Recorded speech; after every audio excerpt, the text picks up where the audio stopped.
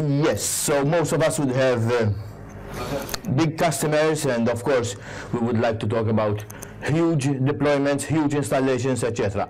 However, the reality is that there are lots and lots of small SMBs out there that also has typically almost the same needs of the big customers. And this session is specifically about the small customers. I've been doing this for over 3 years. The setup I'm going to propose over here. I don't work for a vendor. Basically, I do have my own company, which we are mainly distributors, system integrators, etc. Okay, so we also resell these technologies, and this type of setup I'm going to talk about, we've been implementing it for the last 3 years. It has similarities to other designs we've been talking over in the other sessions, like vSAN from VMware, like storage spaces from Microsoft. I'm going to talk about a collection of products that can be integrated together to achieve 2 nodes cluster with storage and compute on both same nodes. This is a bit about me. Okay, SAMP is Systems Administrators Malta peers. I come from Malta, and last year I founded this group, like a user group. Microsoft are very kind, and they're sponsoring us in terms of providing the place, the premises where to have the events, etc. But they don't have any form of say, so it's still vendor neutral. Okay. Anyway, so of course we talk about, and most of us has big customers. Okay, the needs of big customers. Number 1 is support. Big customers don't buy anything unless it is supported. Okay, and they would want very aggressive SLAs. Typically, on a big customer, you'll have a mix of hypervisors. Okay, you could have a VMware only, a Hyper-V only, a Xen only setup, but typically you actually have a mix. Okay, you have perhaps a number of different storage solutions from HP, from Dell, from IBM, or whoever. The reality is this: when we talk about storage solutions, there are about boxes. There are only 2 boxes that has a particular interesting feature, which would be 2 totally independent boxes. They could be actually in different server rooms, in different campuses, and between these 2 boxes, you have full high availability, continuous failover, and continuous failback in case one of the campuses goes down. These are the NetApp Metro cluster and the EMC vPlex. Okay, not even HP 3PAR, for example, who's familiar with 3PAR, can do that. 3PAR and most of other boxes, even the smaller ones, you have 1 unit or multiple units, but it's one thing, okay, in one room, and you have multi-controller with active-active. So yes, if one controller goes down, your storage is available. Your VMs doesn't stop or anything. But what I'm saying is, if that room goes down, and you make a failover to another 3PAR, you have some downtime. That's for everybody except NetApp Metro Cluster and EMC vPlex. So these 2 are really at the top end because of this functionality, even of course their price. Again, large corporations might have JO clusters. Okay, of course, almost everybody has a DR site today, and then we have backups. Okay, and eventually at the end of this presentation, we'll also talk a bit about backups. Now, in reality, the SMBs would want to have almost all of these functionalities. Okay, ideally at a price that they can afford, and that is where IT is going. That is why Microsoft has storage spaces. That is why VMware has vSAN. Okay, so they're providing this failover between 2 nodes, etc., even at storage level. okay, at a price that is affordable for the SMB. So, yes, the small companies still need SLA and support. It could be that smaller companies would have only one hypervisor, but if you've got one hypervisor, it would be nice that you have a solution that does not tie you to that specific hypervisor.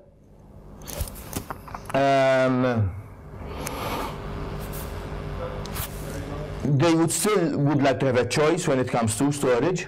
Okay, typically JO cluster is not that much common in SMB scenario.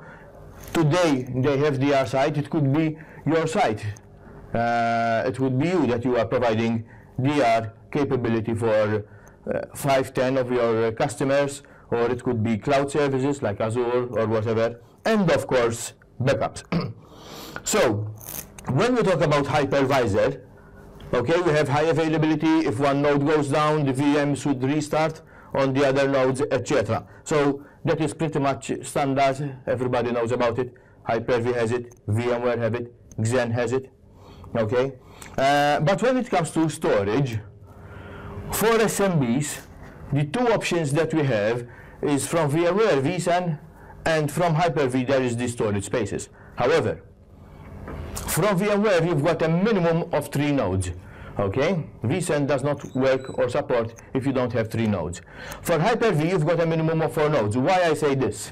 Very simple. You've got to have 2 servers running Hyper-V, and you've got the Hyper-V cluster on 2 nodes, and then you've got to have 2 other servers for the storage spaces thing. Okay, it's not supported to have the cluster file share and the Hyper-V roles running on the same box. Am I correct, Thomas? Yes. Okay. So you have a minimum of 4 boxes. Okay. Choice of hypervisor? No. If you've got VMware, even if you have really small company, and you're happy with the free version of VMware, okay, vSAN costs money. vSAN is not even included in the enterprise license. Okay, so you've got VMware for whatever reason, and you're going to need to pay and buy vSAN. The problem with that is that vSAN only works with VMware. So let's say in 2 years' time the company says, now we're going to switch to Hyper-V. That investment you made in vSAN is down the drain. Okay, and obviously storage spaces works only with Microsoft. JO cluster servers, would they do support the JO clusters? Let's say yes. Of course, you need to have a high-speed connection between them, but let's say yes. Disaster recovery, again, let's say yes. I had to put an asterisk on Hyper-V because personally, this is my personal opinion, I don't think that Hyper-V replica is yet there when it comes to DR, for the very simple reason that if the line, you have a DR site and you're connecting over normal internet, okay, and you don't really have a good SLA on that normal internet, and it goes down and it stays down for the weekend, I don't think that Hyper-V replica will pick up if it takes a really long time. You have to restart and do the full replica, etc. Auto-tiering, VMware vSAN does not support auto-tiering. Yes, it needs SSD, so the writes go to SSD, but eventually from the SSD they go down to the hard disks, and you cannot have 15K hard drives and 7,200 RPM hard drives, etc. Hyper-V actually supports auto-tiering. And for caching, both of them, when you can write in terms of VMware, you write directly to the SSD, and then it goes down to the hard disk. VMware, if the hard disks are busy, you write to the SSD, you've got 1 gig cache per LAN or per storage space, and then it gets committed also to the hard disk. So you're using the performance of the SSD for the writes. And when it comes to read, you have DRAM cache. That is the solutions that these big vendors they provide. However, there is another option. Hello?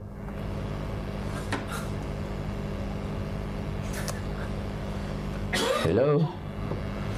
Yes. And this is what we are doing. Okay? Now, okay, this I took this design from a design we presented to the customer, and the customer is running on Hyper-V. But this thing works with Hyper-V, works with VMware, and works with Xen. Okay? And this solution is basically based on data core. I don't know if you've heard of data core. It's been around for 16 years.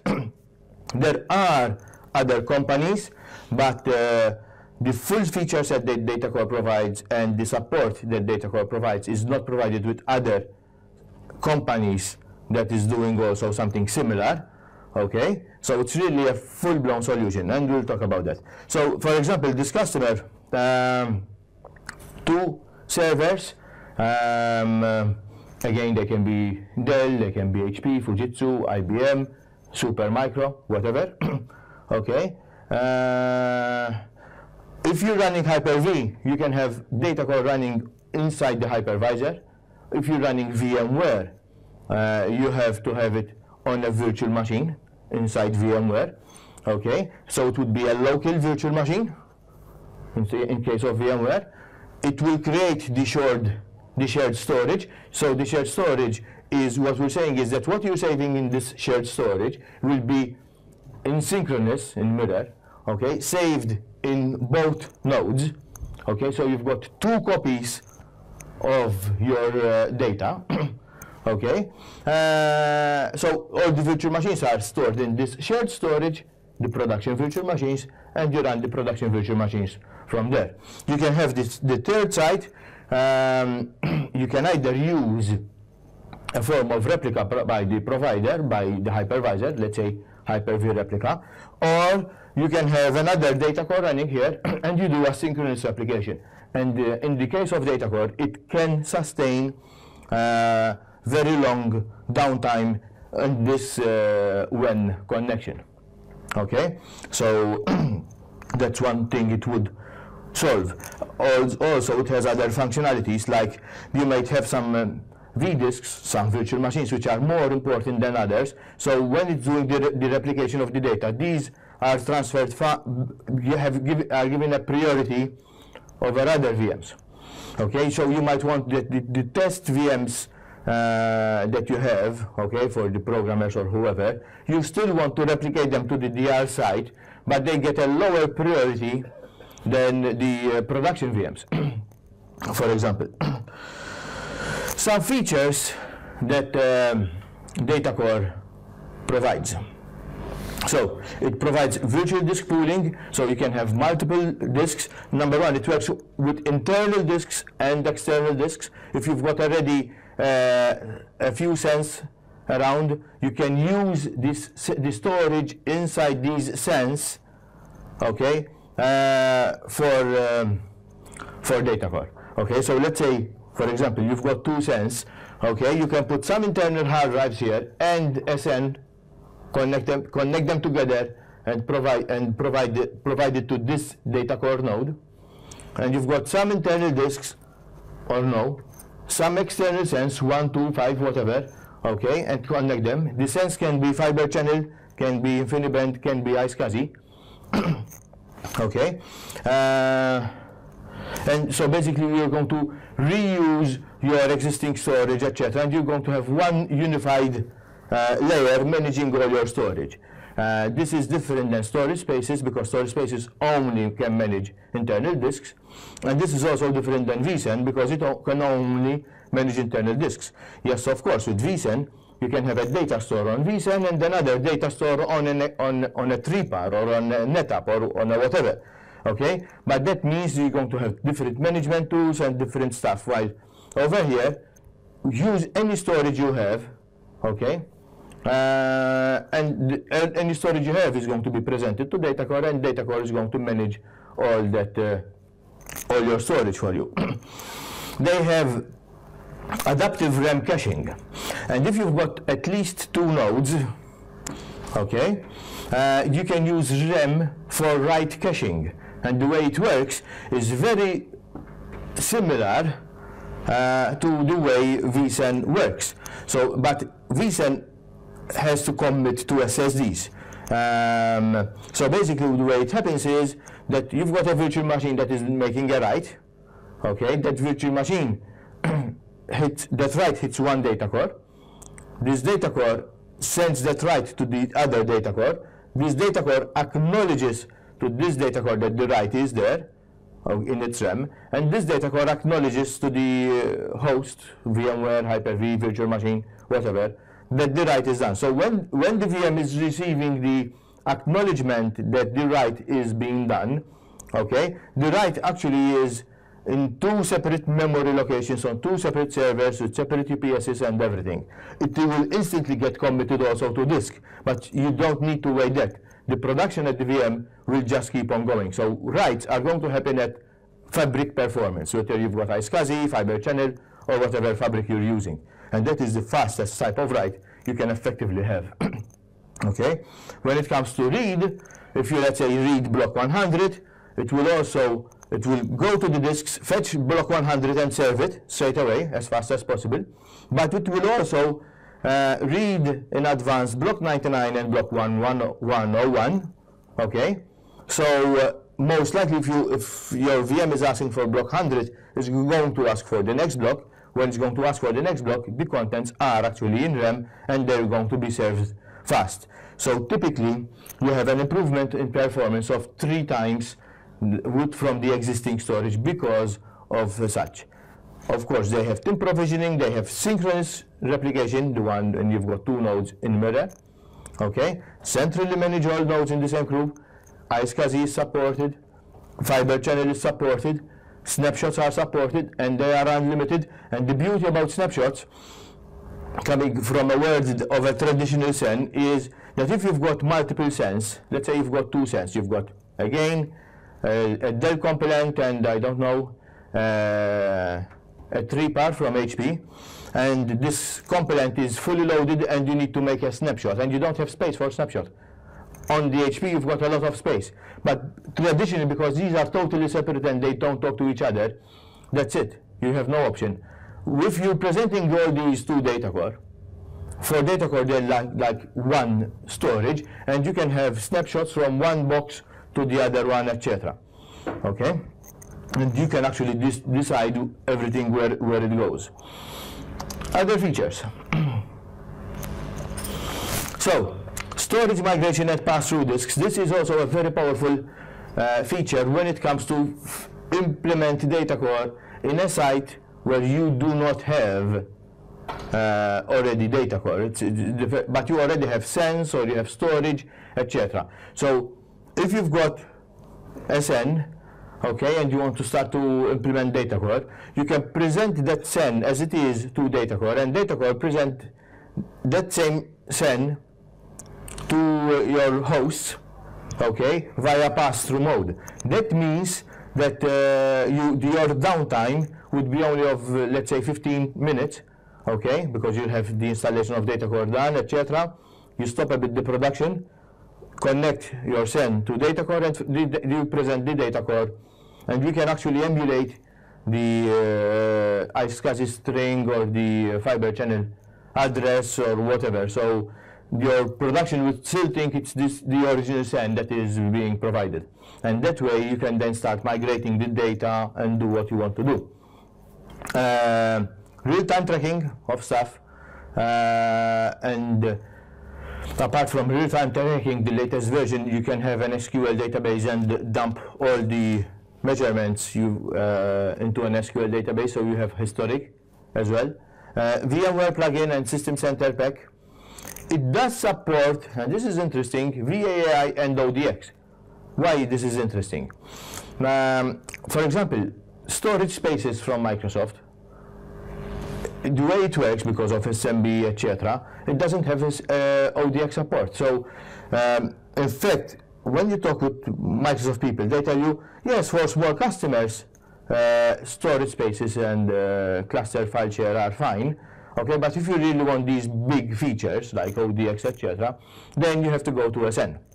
Okay, so when you're losing these smaller solutions, from the big vendors, they do leave out some functionality, while in the case of DataCore, it's not the case.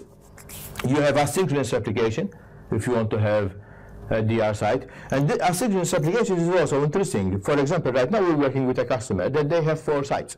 So they have one big main site, another site which is equally big in terms of capacity and data, okay, and then they have 2 other sites which are fairly small.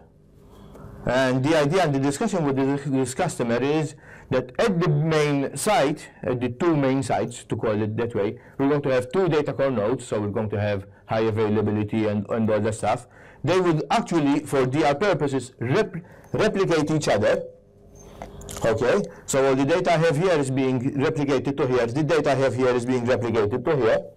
Okay, then the 2 other sites, one of them is going to have one data core node and the other one data core node, and this data core node replicates to here, and this data core node replicates to here.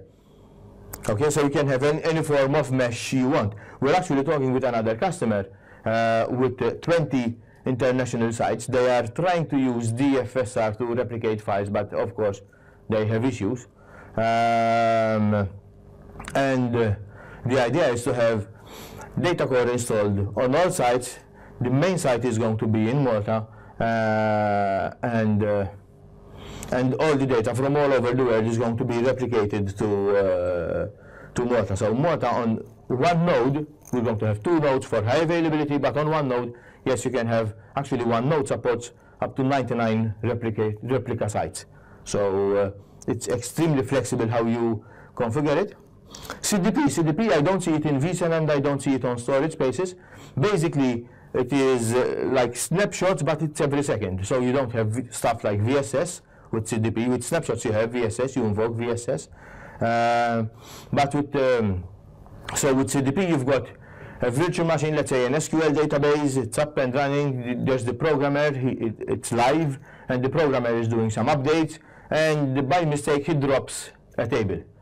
But this database is still live and other tables are being updated, receiving new data and other stuff. What you do? Very simple. You can go on DataCore, tell him leave that disk live with I/O coming in and out. The disk stays live. However, you create a copy of that disk. Okay? How the disk was 5 minutes ago? How that disk was 1 hour, 5 minutes, 2 seconds ago? Okay? CDP actually goes up to 14 days. Okay? So you create a copy of that disk. Okay? That copy is read and write. Okay? So you can actually mount that disk, present it to SQL, find that table, and then move that table from this disk to the proper live disk. Just one example with SQL. It could be anything. Okay? Advanced site recovery, basically advanced site recovery is when you swap the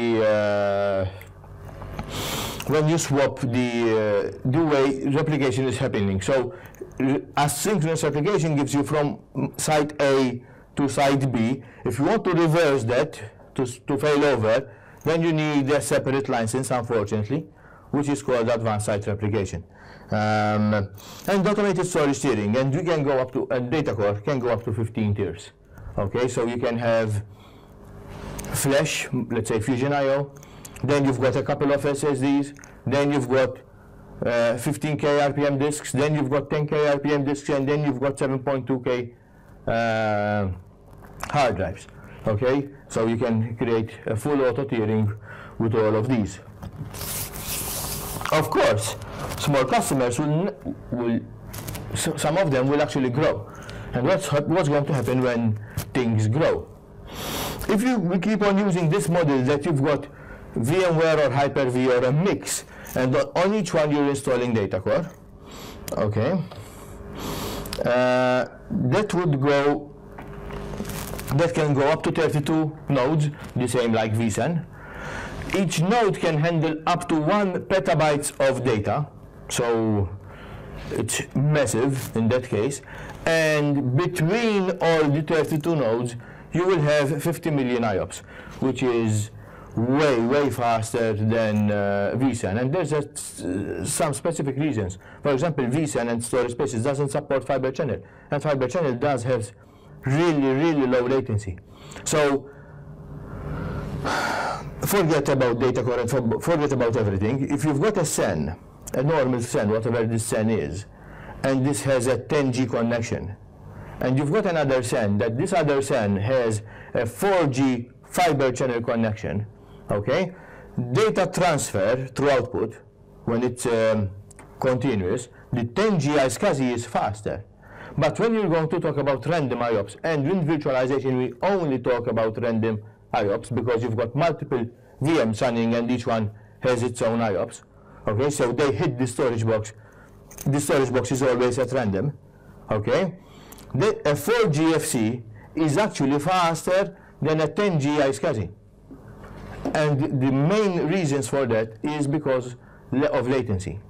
Okay, iSCSI is running on top of Ethernet. Ethernet is designed actually to be interrupted. The packets that go over Ethernet from one side doesn't necessarily arrive in the same order at the other side, so the other side has to wait to receive the packets, see that they are all in order, and then this is how Ethernet works, and we all know that. Fiber channel doesn't have that. So fiber channel, you've got a guaranteed connection, you don't have retries in fiber channel, etc. And that will put the latency a lot down, and that makes it actually better when you've got random IOPS. And in virtualization, we talk only about random IOPS. Okay? So, but let's say you're going to even grow more.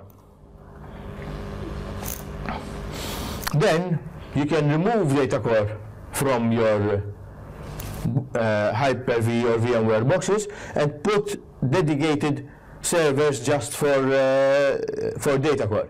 These servers can use internal storage, they can use external storage. Okay, so this would be like a setup. So you can have 2 data core nodes over here for high availability in New York. You've got your virtual machines over there running. This data core has 2 boxes, this data core has other 2 boxes. They can be different boxes, no problem. Okay, you've got another site in New Jersey. So this is a geo cluster over here. Okay, so it's actually one cluster. You live migrate virtual machines from here to there, etc. Of course, this connection has to be with a certain amount of speed, and the data core nodes, etc. And then you can have a DR site. Okay, so it's literally extremely scalable solution. Now, backups.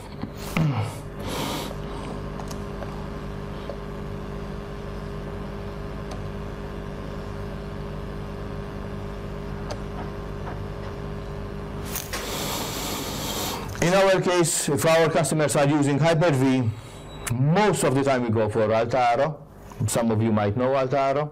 Okay, Veeam is also very good. Actually, Veeam has more features than Altaro, but most customers would be happy with the features that you've got in Altaro, and its price is also much better, and it's not on a per socket or something. It's basically one price. Actually 2 prices, but forget the small one because few people go for the small one, doesn't support clusters, etc. The proper license, to call it that way, is $495 per Hyper-V host. It only works on Hyper-V, so if you've got VMware, etc., Altaro is out of the question, but $495 per host, irrespective of the number of VMs, irrespective of the number of CPUs, irrespective of RAM, okay, just $495 per host, and that's it. You've got all the features, exchange object recovery, file level recovery, you have it. You can have a WAN replication. So in case of this setup, what we did was very simple. Okay, in the main site, we put a QNAP box. Okay, or you can put any basically storage you want. It could be a NAS, it could be a SAN, whatever. And Altaro sitting over here. You've got 2 licenses, and they're backing up to this additional storage box. Then you have different methods how to do it. because one of the things I want to provide to customers is, if they switch to the DR side, I would want them to keep on taking backups. Okay? And I want them to keep the backup, I want it to be continuous. So if they would still have the availability to access the backups that they took 2 days ago, 4 days ago, you know, they don't have to start a full backup from scratch over here when they switch to the DR side. I would love to have the backup to keep on going. So what we do, there's 2 ways to access this. In the case of QNAP, you can have this QNAP box replicating to another QNAP box over here. Okay. In the case of Altaro, I don't know Veeam, maybe it does it. I know that Altaro does it. In the case of Altaro, all the information, etc., is stored and the config files, etc., they're actually stored in the QNAP. So when I'm replicating the QNAP, I'm replicating also the configuration, etc. So basically, then this server can keep on doing exactly the backups. It's a continuous process, not start again. Okay, that's one way of doing it. Or another way of doing it is that Altaro has the capability to back up to this QNAP, and then he takes a backup from a backup of a backup. So this backup will take a backup and sends it over here. It doesn't send a backup here and a backup from here to here. So it will only make one backup of your production from here to here. But then it will this data will also be sent to here, and you can have different schedules, etc. So both setups actually will work. That was basically the whole configuration, and unless there are any questions, or either was so good or was so annoying, which I guess it was the second one. No. It's always good. So then if we're done, we go.